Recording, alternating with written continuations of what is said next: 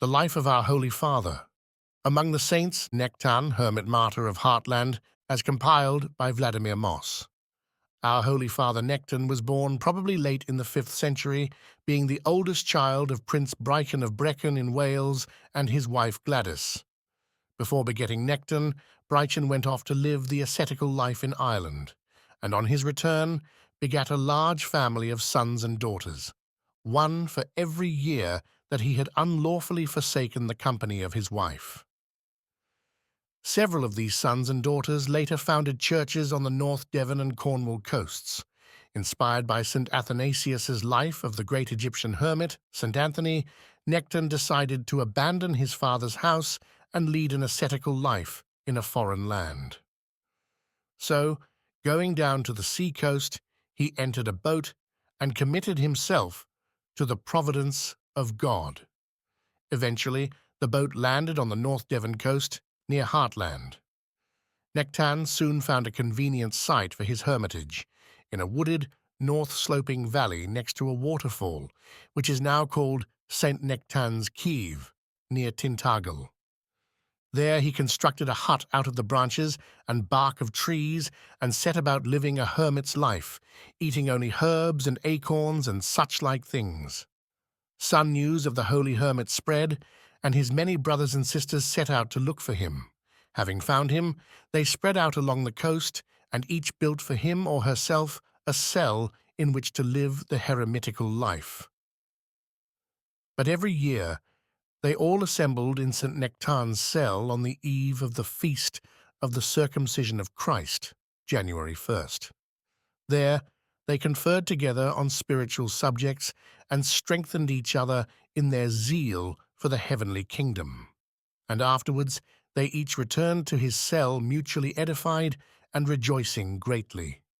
Among the children of St. Brychan and siblings of St. Nectan, several are also counted among the saints, including Saints Keen, Menafrida, Donwena, Endelienta, Juliot, Clether, Mabin, Morwenna, and Tidfil. Now there lived not far from the saint's hut a pious man named Hudden. He was a swineherd, and one day as he was wandering in the woods looking for his lord's breeding sow with her young, he came upon the hut. Astonished at the sight of the saint, he was at first afraid to approach him, but then, plucking up courage, he went up and spoke to him. He asked him whether he knew anything about the sow and her young. Nectan told him where they were, and the swineherd took the animals and returned them to his master, telling him everything that he had seen and heard. When his master heard the story, he was filled with compassion for the saint in his poverty, and went and offered him 2 good milk cows. St. Nectan accepted the offering gratefully, allowing himself to depart a little from his voluntary poverty so as not to offend the giver. One day, as the cows were wandering through the woods, seeking richer pastures, 2 robbers came upon them and stole them. Then the saint set out in search of them and came upon the robbers at a place called Newton. He began speaking to them about the faith of Christ, but was cut short when they attacked and beheaded him. But then a great miracle took place. For taking his head up in his hands, the saint carried it for about half a mile to his hermitage and laid it all blood-stained on a stone. The traces of the blood shed by the martyr can still be seen on the stones of the stream in the little valley leading to his hermitage, which is called St. Nectan's Glen. Meanwhile, the robber who had beheaded him went completely mad, and after tearing his flesh with his nails and biting of his tongue with his teeth, he perished miserably. And the other robber, his accomplice, immediately went almost totally blind. But then, feeling his sight failing and witnessing the terrible retribution meted out to his companion, he came to repentance, and following as best he could after the martyr as he held his head in his hands and gathering up the blood from the holy body as it fell to the ground, he felt the progression of his blindness arrested. Glorifying God, he took the body and buried it in the hut near the waterfall with the utmost reverence. There is a tradition that shortly before his death, St. Nectan threw his chapel bell into the waterfall and prophesied that later, when the true faith will have returned to the land, a boy would find it. Much later, sometime in the 19th century, some people were drilling through the rock of the waterfall, hoping to find a hidden treasure with the bell. But then they heard a bell tolling and a voice which told them to go no further because the boy who would find the bell had not yet been born. In about the year 937, a young peasant from Hartland was called up to serve in the army of the pious King Athelstan against an invasion from the north, led by Olaf, the Viking king of Dublin, and Constantine, king of the Scots. In the night before the battle, which has gone down in history as the Battle of Brunanburg, the young man was lying in his lord's tent near the king's pavilion when he suddenly felt himself seized by the bubonic plague, which at that time was sweeping through the English army. Terrified, he began to weep and groan and call upon God and St. Nectan. So loud were his cries that he disturbed the king and the others who were sleeping in the adjoining tents, so that they could not sleep. After midnight, St. Nectan appeared to the young man and gently touched the part of his body that was affected. The sick man was immediately cured. In the morning, an inquiry was made who had disturbed the king's rest, and the young man was discovered and brought before the king. When the king saw how frightened he was, he told him not to be afraid, but to tell him why he had been shouting so loudly. Then he said, "I felt that this pestilence which is raging among the people had affected me, and I was possessed by uncontrollable grief, thinking that I would die unexpectedly on an expedition in a foreign land. And I began sorrowfully to call upon God, and to invoke again and again, among other saints, St. Nectan. And I was heard, for he came to me when I invoked him, touched the part affected by the disease, and drove the whole illness away from me." The king asked him to recount the life of the martyr. The peasant told the story, and then, plucking up the courage, said, "Begging your pardon, my lord king, I want to say that I trust in our Lord Jesus Christ and in the help of his martyr, which I have often experienced. And if you devoutly invoke him and commit yourself to his patronage, by his prayers you will obtain victory over the enemy and drive away the pestilence which is destroying the people."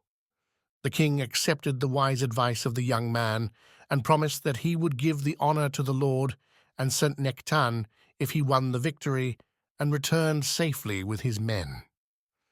God hearkened to the king's faith, gave him a great victory over his enemies, and removed the deadly plague which had been threatening his army.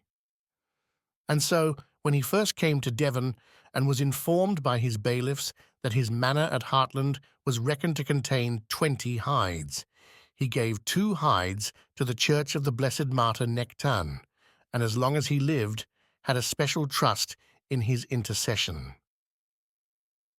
During the period of the Danish monarchy in the early 11th century, God decreed that the relics of the holy martyr should be revealed. The revelation was made to Brictric, the devout priest of St. Nectan's church, in the following way.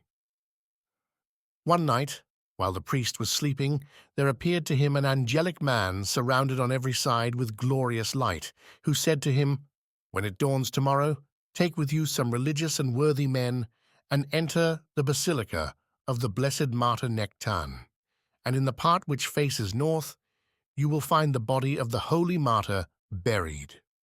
Lift it out of the ground and put it in a more conspicuous position so that it can give the highest honor and due reverence by posterity."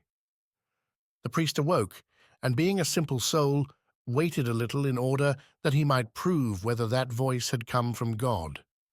And on the following night, the angelic man again appeared to him in his dreams, shining with heavenly light, and warned him to fulfill the command which had been given him. Then Brictric asked and obtained from the Lord that the heavenly vision should appear to him a 3rd time. And so on the 3rd night, as he rested in bed, the heavenly messenger appeared to him again, and first reproved him for not having obeyed. Then he showed him by a sign clearer than that given before where the sepulchre of the holy martyr was. Brictric joyfully went to his local bishop, living of Crediton, and told him the whole story of his vision. But the bishop, despising the poverty of the priest, did not pay any attention. However, Brictric was not to be put off. With unquenched zeal, he returned to his church and summoned all the older persons of both sexes who lived in the parish to come together at that church. And so, when a considerable multitude, both of clergy and people, had assembled, he told them the whole story and ordered that a solemn 3 days' fast be observed, in order that God might make his purpose plain to all.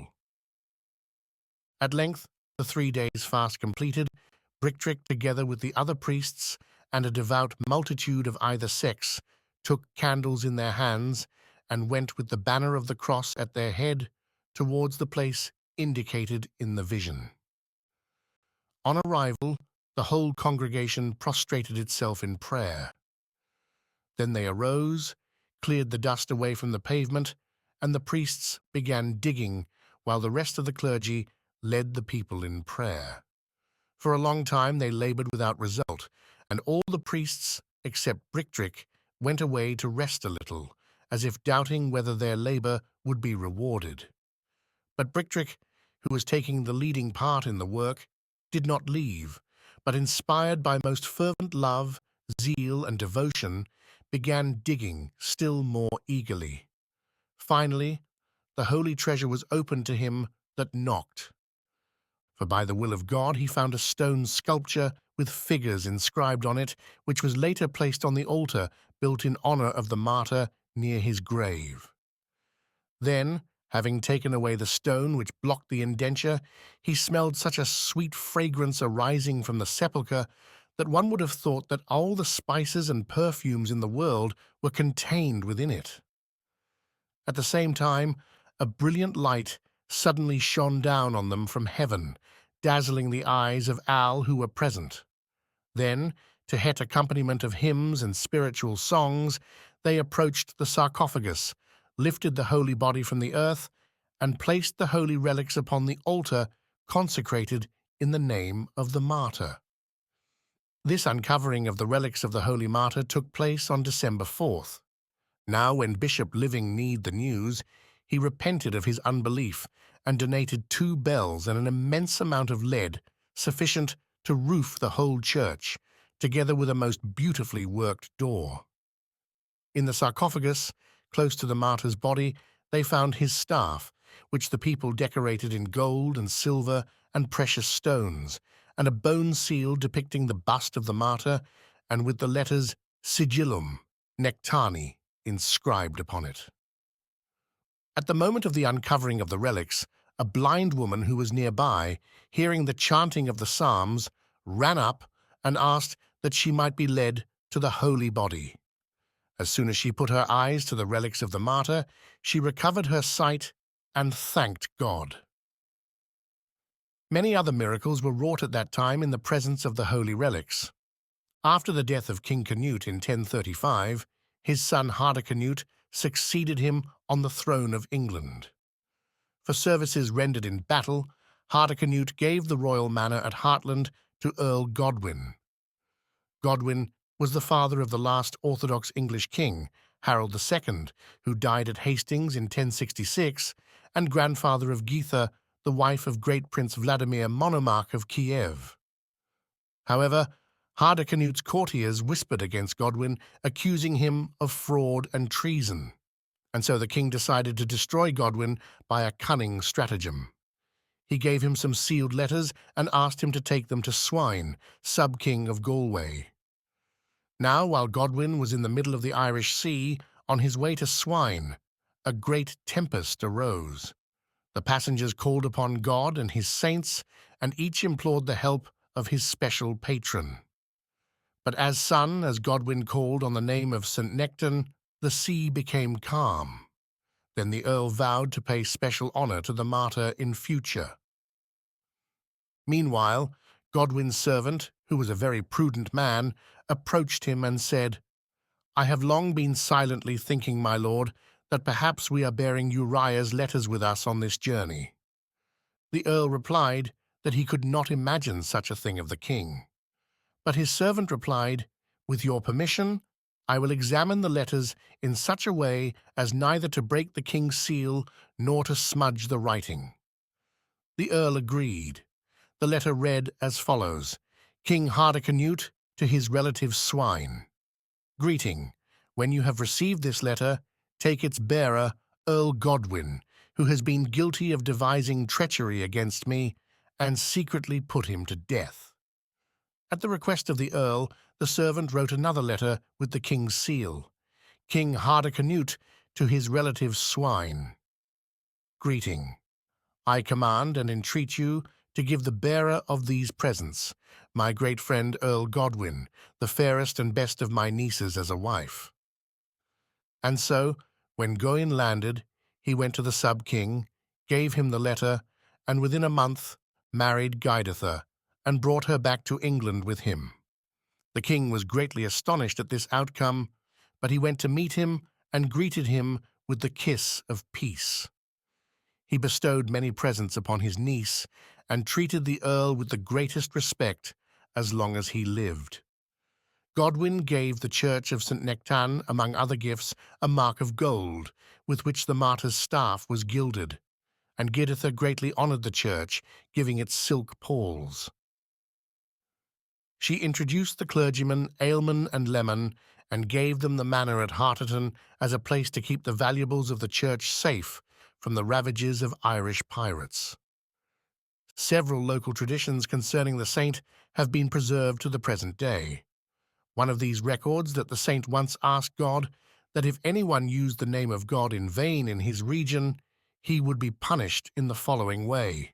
He would bite on his tongue, the tongue would swell up and nearly choke him, and the swelling wouldn't go down for 12 hours.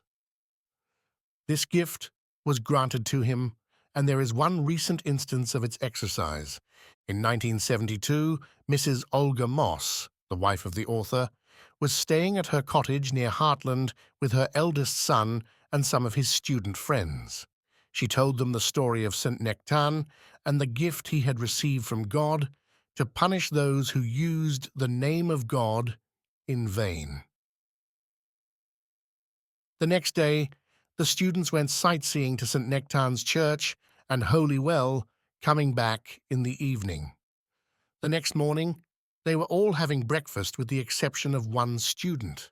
Suddenly, this student appeared at the top of the stairs and gestured to the others that he could on to speak because his tongue was swollen.